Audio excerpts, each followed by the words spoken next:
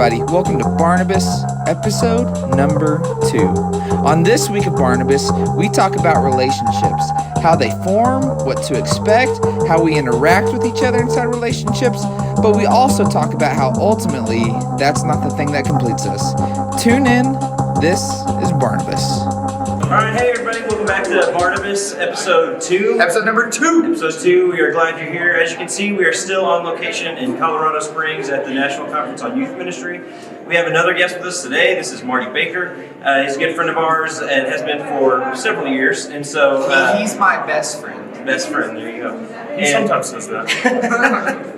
So Marty, why don't you tell us a little bit about yourself, where you're working, where you live in, what's your life look like? Okay, I'm living in Fort Worth, Texas, and I'm a youth and family minister in that city. Yeah. so the city, I'm a Heritage Church of Christ. it's really good that the city you work in is the city you live It in. is. It's great. It's very convenient. Yeah. I thought you were technically in like Keller. No, I'm it's not wrong. I frequently do that. And so how long have you been working there? 2 years. 2 years, and have had a couple of other ministry jobs? Yes, I've also I'm mostly between Colorado and Texas. Okay. So very good. We're glad you're here. Thanks for taking a little bit of time away from the conference, but we're having a good time. I guess what are we 3 days into the conference, and it's been really good. What's crazy is when you're watching this is going to seem like we're in Colorado Springs for months. Yeah. So Yes. that is not the case. Yeah. So this is a little internet Fly up secret here we have. just to do the podcast. That's A little internet secret. It's on this in just a few days. It's true. It's not a month-long conference that we're at. So Our employers really love us and just paid for us to live up here for several months at a time. yeah, but it is It's a great. lucrative podcast. It is. Yeah.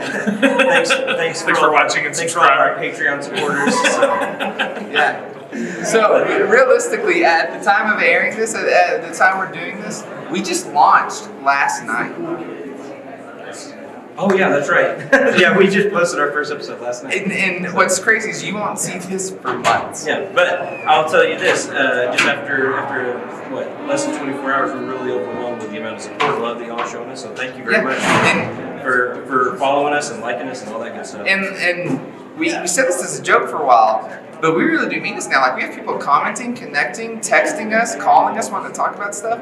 This whole journey is about us getting to be able to travel with you, and y'all getting to be able to travel with us and try to navigate this whole life thing. Yeah, we're just figuring it out. And so, if this is your first episode, basically all this is it's just a chance for us to have some conversations.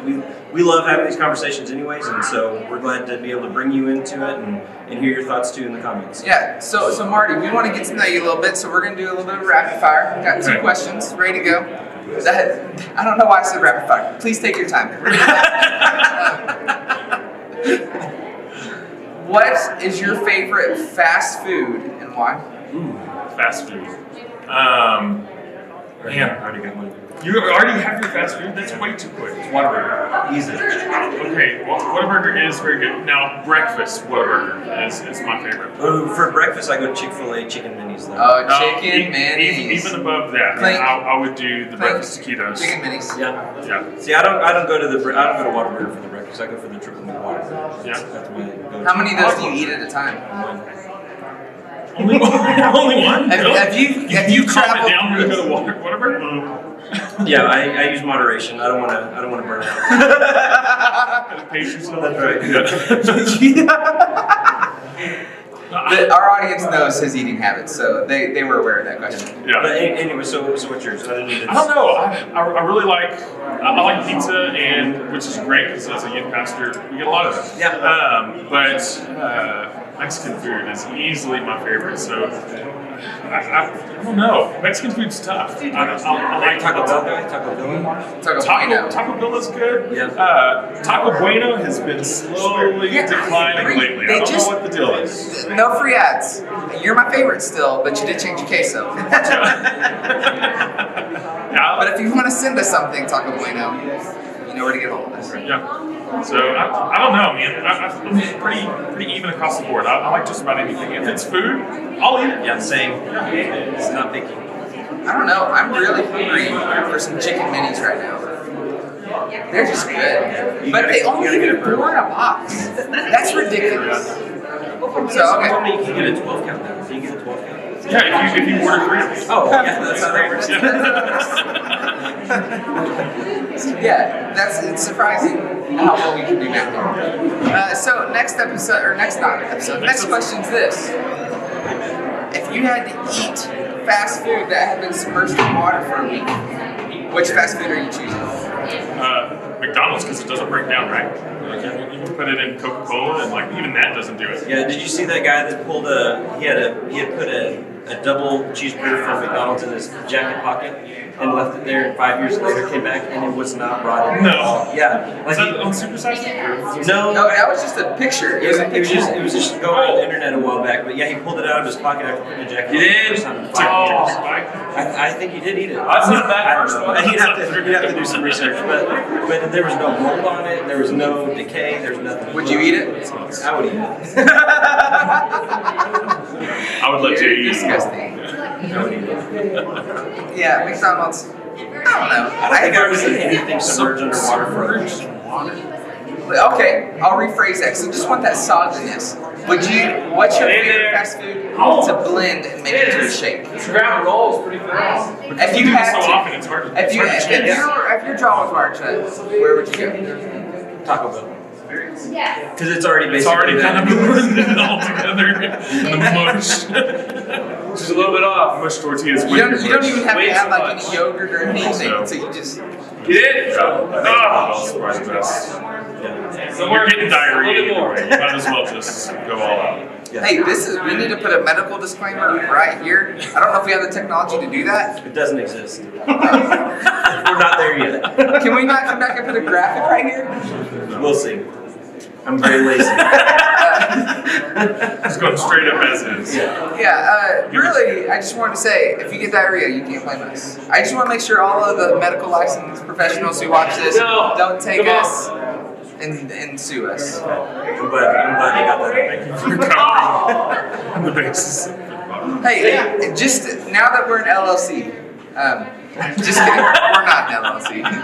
But now that we're doing this, I just want to make sure we're well-rounded and covered our sixes. Yeah, very good. So, I don't know where this podcast started, but I know where it's going. And so we like to have fun, and we know that we want to do this for your enjoyment. We know that we want to do this for hopefully you get to smile, think, or learn something. Yeah, maybe be a little bit of encouragement. Hence the name. Yeah, Barnabas, son of Thunders. Sons of. We'll get there. One day. I have no clue where this is going. This has been derailed so far from where it originally started. Never invited back. No, this may become a permanent chair. I may get kicked out of this chair. But well, what'd you say? Nothing, go I thought we ahead. were- whose name's on the bike? Is it Marty or is it ours? Actually, we reorder bikes all the time. All right, well, I have nothing more to say about that. We're just going to completely change subjects. Okay. And so this week, we're talking about relationship, and we're talking about different ways that we get into relationship, and I think we're going to focus more on a dating relationship. I get it, all relationships matter, and they all equal and form kind of who you are. But we really And want there's to similarities between a lot of different types of relationships, but this is one that I think a lot of people struggle with and fight through and try to figure out how to do well. So it's a good one to spend some time. Yeah, and so as a relationship expert like me, yes, relationships, and so I've kind of got the story that taught me a lot about how to date and how to treat somebody. So I really liked this girl. I was a junior in high school, and I really liked this girl. And as we started getting closer, and as we started texting, we never hung out.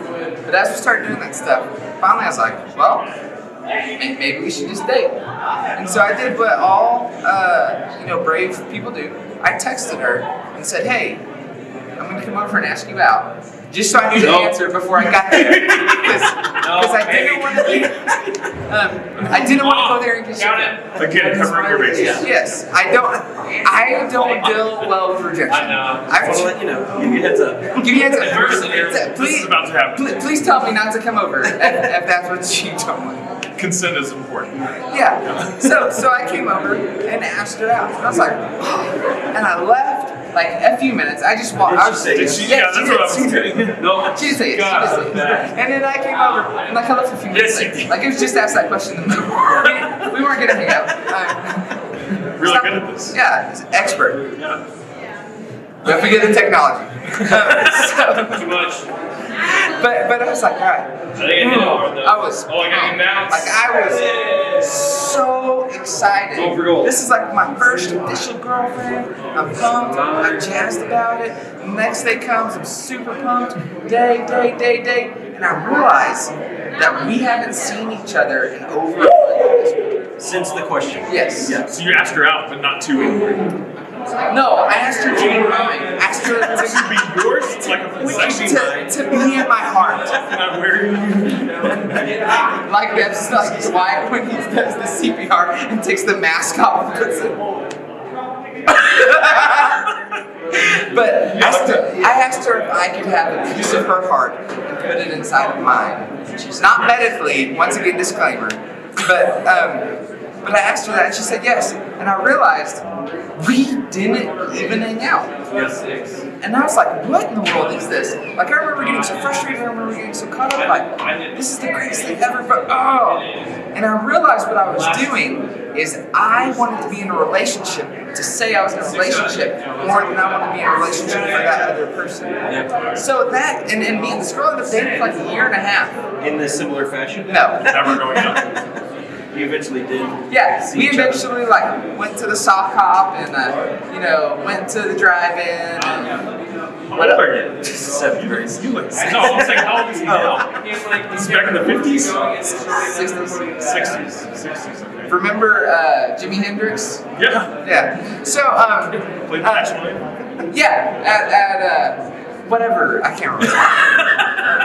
You're struggling. Yeah. So that like why I started dating changed the whole course of the relationship because I started dating her for that title. And realistically, even when we got closer, and even when there were so many enjoyable moments, because the basis was for that title, I felt like we never really came all the way into relationship. And looking back, I think she was looking for the same thing. That's why we pushed it to work for so long, because we both desired title more than we desired each other, because title gave a sense of security. That happens so easily. Yeah.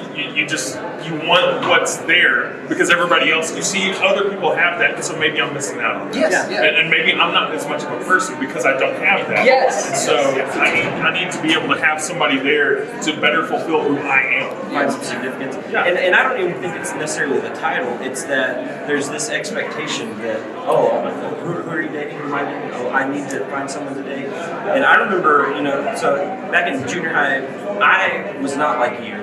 I would never have texted a girl. And first of all, texting didn't exist back then. And so I would never have told a girl I was going to come and ask her out, and I would never have asked a girl out because I was terrified of girls at all. So like I never really talked to them.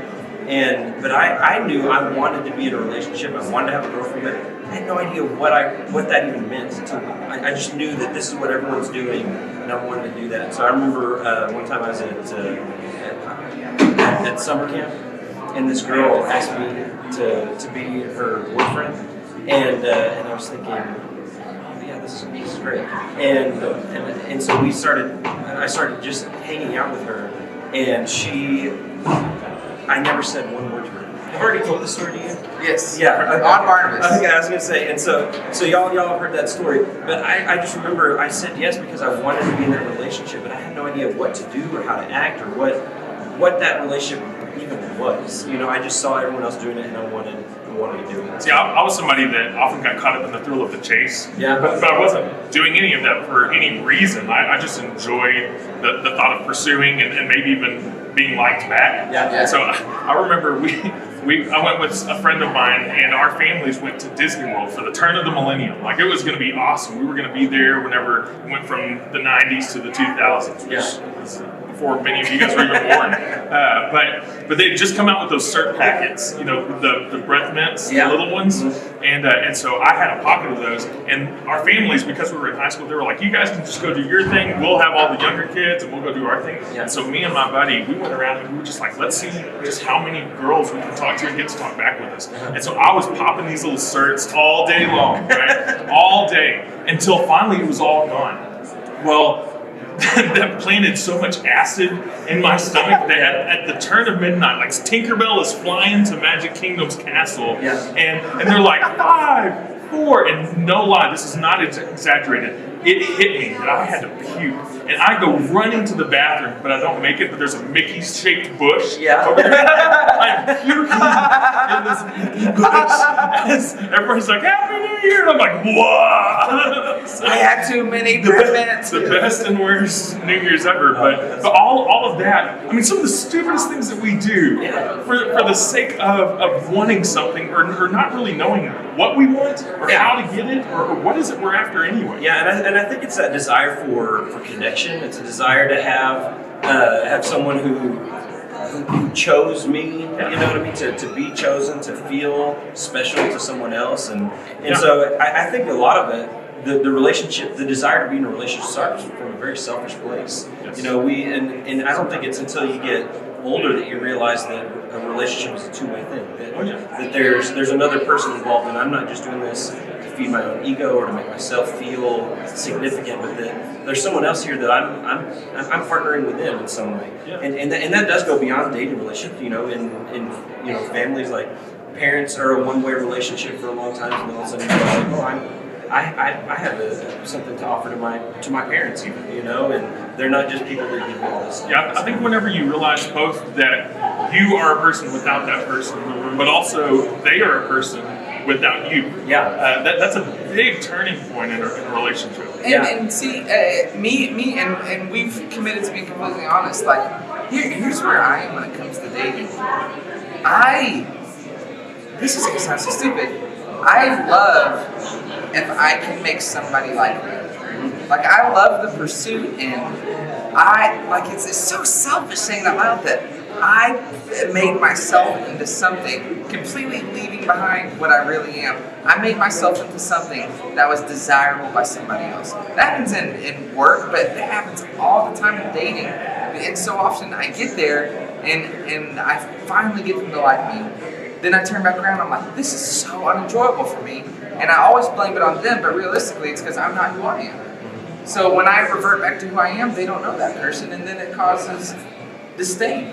You used a phrase in there, getting them to like me. Yeah. I think that's where we miss it sometimes. Is we're trying so hard to be liked by someone, you know, to show that we are worth love, rather than realizing that they are a person that's worthy of love, and everything that I want to do is to benefit them, you know, to be for someone else. And if we can realize that, like in our dating relationships, anything beyond that marriage or a future with that person is only going to be better whenever you are all about doing for someone else while maintaining who you are and knowing that they can do that for you. Yeah, absolutely. I remember me and my wife going to, we've been to a couple of marriage seminars, so I can't remember which one this was in, and there's probably similar messages at all of them. But I remember this first time it really sunk in and hit me that when you listen to two people in a relationship argue, most of the time it's, well, she didn't do this, or he doesn't do this for me, she doesn't do this for me.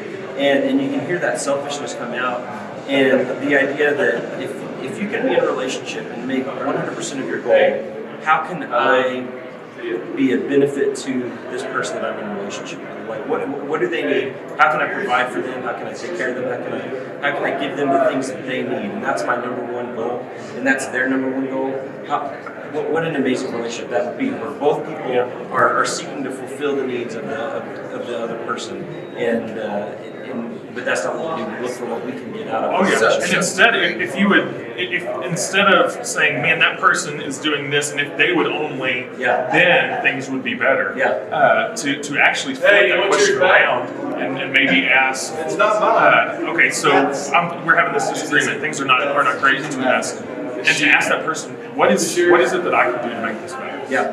Because you can't change them. You can't determine what they're going to do, but you can change yourself, and even that could open up new possibilities for that relationship. But also, I was gonna steal it to for be fun. more open to. Man, they're willing to go that route. Maybe there are some things that I can change. So as the single person here, I want to ask this question because this is an obvious answer, but I think we all think this.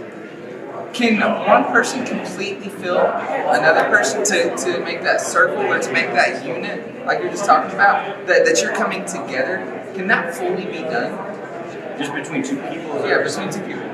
I don't think so. I think if you're, you know, the whole, this is an old reference, but the whole Jerry Maguire quote, I think that's a lie, because if you're not complete as a person, being single, you're never going to be able to fulfill anyone else's needs. I think it's unfair to put that on somebody else, that they would have to fulfill you. Yeah. That they would be something that somehow fixes you or completes you. That's an unfair expectation. That's so lofty that they would never be able to fill that. But that's such a guilty thing on my part, and I think on lots of your part, lots of people who date as well, is I said, man, I create this story of this relationship, and before the relationship even happens, and when I get into the story, I'm always disappointed because I expect them to complete me realistically just because I'm not completing myself.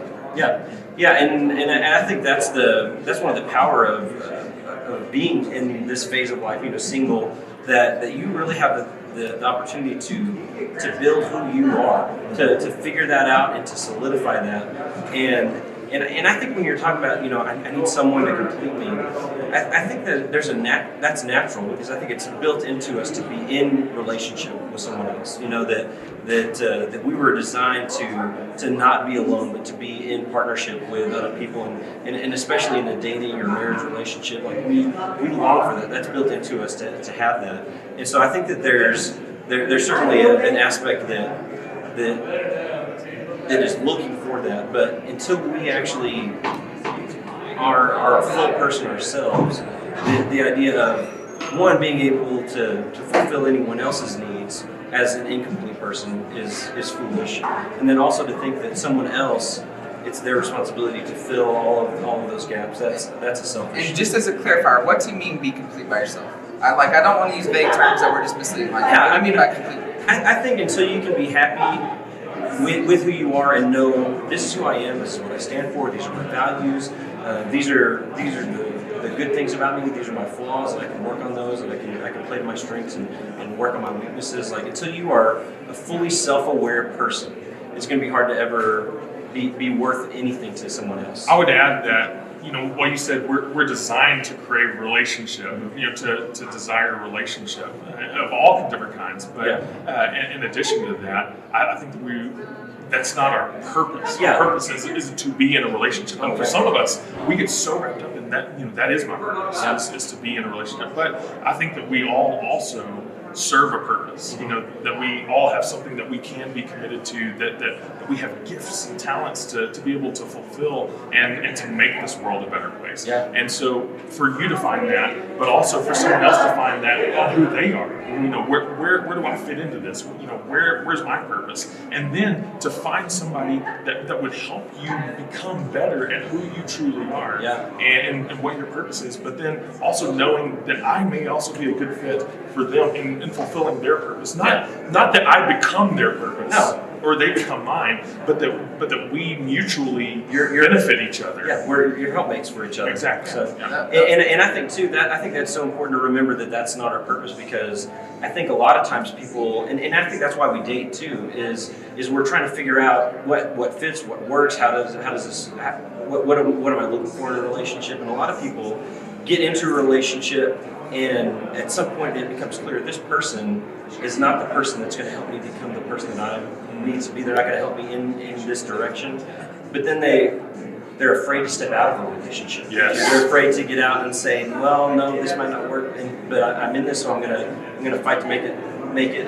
And there's times where it's worth fighting. There's times where a relationship, especially, you look at when we're talking about marriage relationships, that you're committed, you've promised to each other that, better or worse, then when worse happens, you fight it through and you make it. But there's a time, like when you're dating, you have not made that promise. Like you can get out of that relationship anytime you want, and there's nothing wrong with ending a relationship that you know is not good for you, that you know is not healthy, that's not even if it's just not fun anymore. Like when you're dating, if you're not enjoying the relationship, that's enough reason to get out of that. Yeah. And so as we like to wrap up, we always like to leave you something practical, but we're going to have to wrap up rather quickly today. My practical step is this. When you think about being in a relationship, think about them before you think about yourself. That's my advice. Yeah. Marty, what you got? What's your practical advice in this? I think that you got to build on you first.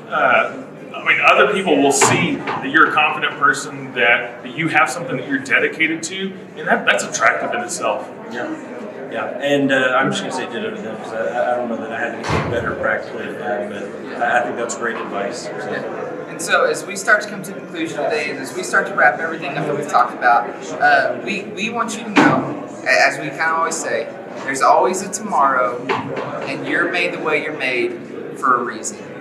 So thank you so much for joining Barnabas. Yeah, thank you, #2. Marty, for being here. Thank you guys for taking some time. If you have anything you'd like to leave us in the comments, we'd like to get back to you and we'd like to start having a conversation about it. Yeah. Barnabas, episode #2. See it. Bye-bye. Clink.